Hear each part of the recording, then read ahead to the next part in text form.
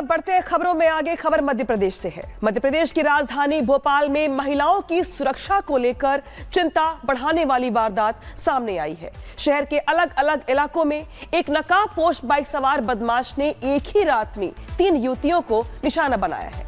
आरोपी ने यहां पर जो कटर था उससे हमला कर तीनों को घायल कर दिया और इसके बाद मौके से फरार भी हो गया।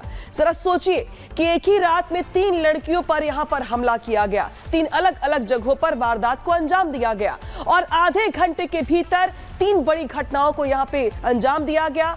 बाइक से चलती लड़कियों पर हमला किया गया। आरोपी ने चाकू से तीनों को निशाना बनाया।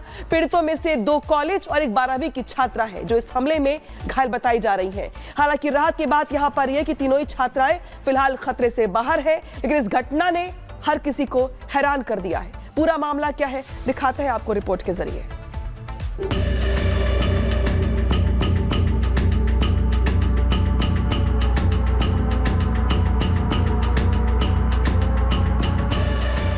मध्य प्रदेश की राजधानी भोपाल में महिलाओं की सुरक्षा को लेकर एक बार फिर गंभीर सवाल खड़े हो गए हैं। शहर में एक नकाबपोश बाइक सवार बदमाश का आतंक फैल गया है, जिसने एक ही रात में 3 युवतियों पर जानलेवा हमला कर दिया। ये तीनों हमले भोपाल के पिपलानी और अयोध्या नगर थाना क्षेत्र में किए गए। आरोपी ने कटर जैसे धारदार हथियार से युवतियों पर जानलेवा हमला किया और मौके से फरार हो गया। पुलिस के मुताबिक तीनों घटनाओं का तरीका एक जैसा है। युवतियां सड़क पर अकेली थी, तभी नकाबपोश आरोपी बाइक से आया, हमला किया और तेजी से फरार हो गया। इसी पैटर्न की वजह से पुलिस को शक है ये तीनों वारदातें एक ही आरोपी ने अंजाम दी हैं। हमले के बाद पूरे इलाके में दहशत का माहौल है। महिलाएं और लड़कियां खुद को असुरक्षित महसूस कर रही हैं। घटना के बाद सामने आए सीसीटीवी फुटेज ने पुलिस की चिंता और बढ़ा दी है। सीसीटीवी में साफ देखा जा सकता है आरोपी नकाब पहने हुए है और बिना नंबर प्लेट की बाइक चला रहा है। पुलिस के अनुसार आरोपी की उम्र 35 साल से ज्यादा बताई जा रही है। उसकी हरकतों को देखते हुए पुलिस उसे साइको प्रवृत्ति का अपराधी मान रही है। थाना पिपलानी की घटना है। यहाँ पर एक लड़की के साथ एक अज्ञात व्यक्ति द्वारा मोटरसाइकिल से आकर उसके द्वारा किसी धारदार वस्तु से चोट पहुंचाई है। इस पर से थाना पिपलानी में अपराध पंजीकृत कर इसमें अग्रिम इन्वेस्टिगेशन किया जा रहा है। मानसिक वो भी हो सकता है, तो इसलिए हम जो पुराने जो आपराधिक जो रिकॉर्ड है हमारे पास में उनको भी खंगाल रहे हैं और ऐसे जितने अपराधी हैं उनको भी ट्रैक करके उनसे भी पूछताछ कर रहे हैं। भोपाल पुलिस ने आरोपी की गिरफ्तारी के लिए बड़े स्तर पर ऑपरेशन शुरू कर दिया है। 10 से ज्यादा पुलिस टीमें मैदान में उतारी गई हैं। साइबर सेल और क्राइम ब्रांच की संयुक्त टीमें हर एंगल से जांच कर रही हैं। इलाके के सभी सीसीटीवी कैमरों की फुटेज खंगाली जा रही है ताकि आरोपी की लोकेशन और मूवमेंट का पता लगाया जा सके। पुलिस लगातार संदिग्धों से पूछताछ कर रही है। आरोपी को पकड़ने के लिए पुलिस ने 20,000 रुपए का इनाम घोषित किया है। इसके साथ ही आम लोगों से अपील की गई है कि किसी भी संदिग्ध व्यक्ति की जानकारी तुरंत पुलिस को दे। इसी बीच पुलिस ने महिलाओं को सतर्क रहने की सलाह भी दी है। अकेले निकलने से बचने, संदिग्ध गतिविधि दिखने पर तुरंत पुलिस को सूचना देने की अपील की गई है। फिलहाल सबसे बड़ा सवाल यही है, नकाबपोश हमलावर कौन है? क्या ये साइको किलर है या किसी बड़ी साजिश की शुरुआत? और आखिर कब पुलिस इस आरोपी को गिरफ्तार करेगी? Bureau report, Republic Bharat. तो हैरान करने वाली बात यहां पर यह है कि 3 लड़कियों पर अटैक, लेकिन जो पैटर्न है हमले का वो एक ही है और यही वजह है कि अब इस घटना ने एमपी पुलिस के भी यहां पर कान खड़े कर दिए हैं। बता दें आपको कि इससे जुड़ी कुछ अपडेट भी सामने आई है। सीसीटीवी कैमरों की पहचान की कोशिश यहां पर की जा रही है। इलाके में संदिग्धों से पुलिस की पूछताछ लगातार जारी है। इतना ही नहीं, आरोपी पर 20,000 का इनाम घोषित किया गया है। साथ ही आरोपी की तलाश में 10 से ज्यादा जो टीमें हैं वो यहां पर एक्टिव है। जांच में साइबर सेल, क्राइम ब्रांच की जो टीम है उसे शामिल किया गया है। तीनों वारदात में एक ही आरोपी की होने की आशंका जताई जा रही है, क्योंकि तीनों ही यहां पर महिलाओं पे अटैक का पैटर्न एक ही है। इसी वजह से माना यह जा रहा है कि आरोपी भी एक है। सुनवाते हैं आपको क्या कुछ कहा जा रहा है। ये थाना पिपलानी के सोनागिरी की घटना है। पर एक लड़की के साथ किसी अज्ञात व्यक्ति द्वारा किसी धारदार वस्तु से मारा गया है। इसमें FIR पंजीबद्ध करके इसमें हमारी टीमें लगी हुई और जल्द से जल्द इसको ट्रेस कर देंगे। इस तरह की एक और इसको वेरीफाई कर रहे हैं हम अभी, क्या वही जो है अज्ञात आरोपी वही है, इसमें इसको वेरीफाई कर रहे हैं। और सीधे रुक करते हैं सहयोगी सत्यविजय का। सत्यविजय, सवाल खड़े होते हैं कि आखिर ये सरफिरा कौन है जिसकी तलाश में अब पुलिस घूम तो रही है, लेकिन माना यह जा रहा है कि दरअसल ये कई लोग नहीं है, शख्स एक ही है, पैटर्न एक ही है और कोई सरफिरा है। कुछ जानकारी मिल पा रही है क्या अब तक उससे लेकर?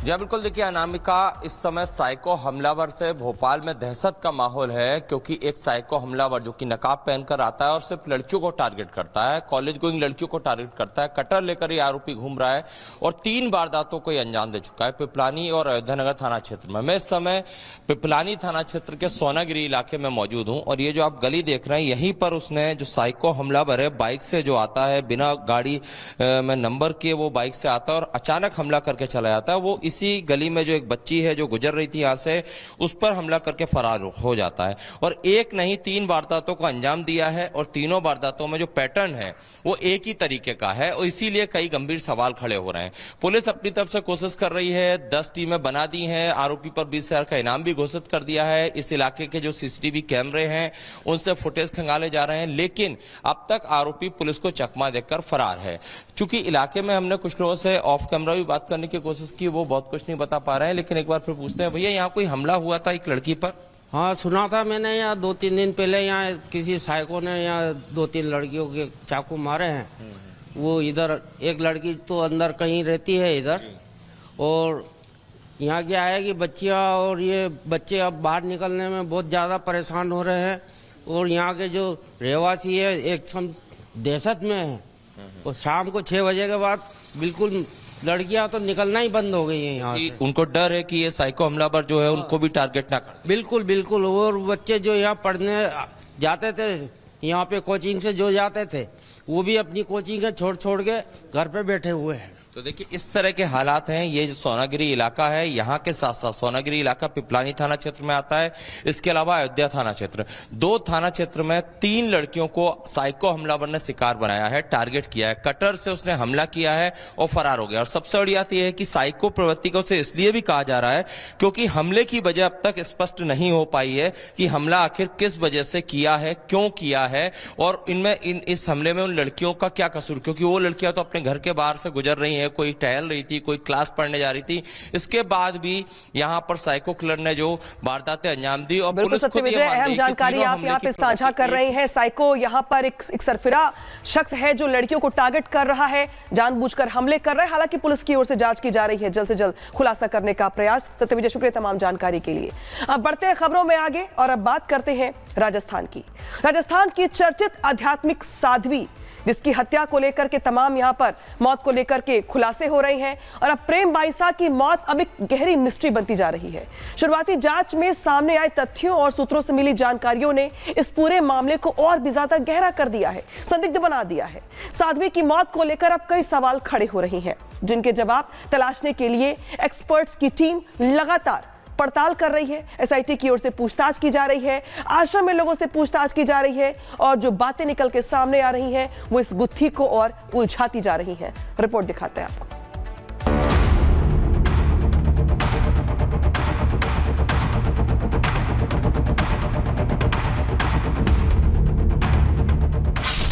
जोधपुर की साध्वी प्रेम बाईसा की रहस्यमयी मौत ने कई सवाल खड़े कर दिए हैं। उनकी मौत सामान्य थी या इसके पीछे कोई गहरा राज छिपा है, इस पर लगातार सवाल उठ रहे हैं। साध्वी प्रेम बाईसा की संदिग्ध मौत की जांच एसआईटी के हाथों में है। इसी कड़ी में जोधपुर में प्रेम बाईसा के आश्रम एसआईटी और एफएसएल की टीम पहुंची। साध्वी प्रेम बाईसा के पिता वीरमनाथ से एसआईटी की टीम ने पूछताछ की। प्रेम बाईसा के मामा से भी एसआईटी ने पूछताछ की। प्रेम बाईसा के आश्रम में खाना बनाने वाले से भी पूछताछ हुई। यहाँ पर वे पहुंचे और एफएसएल की टीम भी यहाँ पर पहुंची। लगातार यहाँ पर जांच पड़ताल का सिलसिला चल रहा है और कई चीजें अभी तक इकट्ठा की गई हैं, लेकिन सबसे अहम पहलू है इस मामले में पोस्टमार्टम रिपोर्ट जो अभी तक नहीं आई है। पोस्टमार्टम रिपोर्ट आने के बाद कई चीजें स्पष्ट होती हुई नजर आएंगी। फिलहाल मामले में पूछताछ का सिलसिला चल रहा है। 23 साल की साध्वी की अचानक हुई मौत ने न सिर्फ उनके अनुयायियों को झकझोर दिया, बल्कि पूरे राजस्थान में सवालों का तूफान खड़ा कर दिया है। जब कोई भी घटनाक्रम होता है तो उसमें एफएसएल की टीम आती है, जांच करती है, तो पुलिस रीएश्योर करती है कि कोई तथ्य ऐसा ना छूटे, इसलिए पूरी टीम यहाँ पर आकर के जो स्टेक होल्डर्स हैं उनसे भी बात कर रही है और सारे तथ्यों को देख रही है। एक एक चीज बारीकी से देखा जा रहा है जिससे कि हम कोरिलेट कर पाए चीजों को और सर्कमस्टेंशियल एविडेंस के साथ आगे बढ़ पाए। फिर से मैं कह रहा हूँ कि we are on the right track, we will come to the conclusion soon. दरअसल 28 जनवरी को दोपहर में साध्वी की तबीयत बिगड़ी। शाम 5:30 बजे साध्वी की मौत हो गई। रात 9:28 पर सोशल मीडिया पर मौत से जुड़ी पोस्ट सामने आई। शव को प्रेक्षा हॉस्पिटल भेजा गया। रात 9:30 बजे पुलिस आश्रम पहुंची। 29 जनवरी को साध्वी के अंतिम संस्कार को लेकर विवाद हुआ। दोपहर 3:30 बजे पोस्टमार्टम कर शव सौंपा गया। शाम 6:30 बजे शव परेऊ पहुंचा। 30 जनवरी को साध्वी के शव को अंतिम दर्शन के लिए रखा गया। दोपहर 12:30 बजे समाधि दी गई। बहरहाल साध्वी प्रेम बाईसा मामले को लेकर सोशल मीडिया पर भ्रामक और आपत्तिजनक पोस्ट करने वालों पर पुलिस नजर रख रही है। मामले में पोस्टमार्टम रिपोर्ट का भी इंतजार किया जा रहा है। एसआईटी भी लगातार अपना काम कर रही है, लेकिन सवाल अब भी बरकरार है कि साध्वी की मौत के पीछे आखिर राज क्या है। Bureau report, Republic Bharat.